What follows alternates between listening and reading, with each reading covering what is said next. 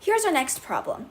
At first, you might think this might be an exponential or logarithmic problem, and that's true, but hang on tight because later we're going to use what we learned about rational functions with slant asymptotes.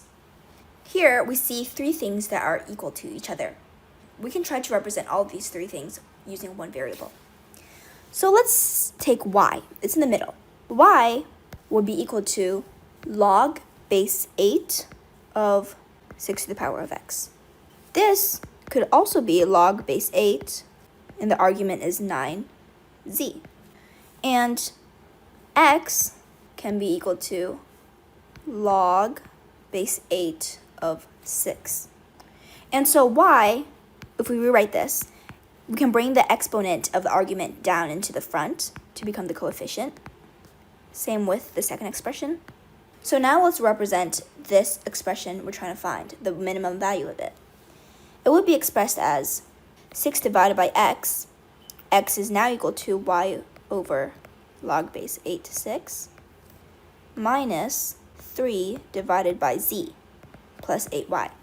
Now we only have one variable we're dealing with.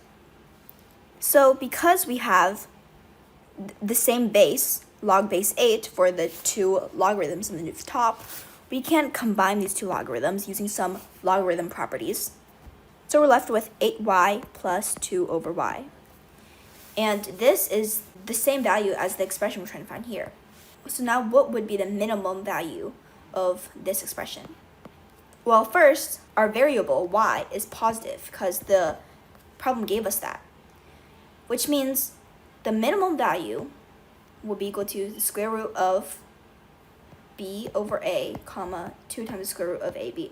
So this is the minimum point according to our formula, our generalization earlier.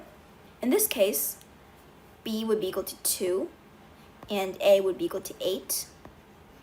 And so our minimum value would be equal to 1/2, comma, 8. And so the minimum value of this expression is 8.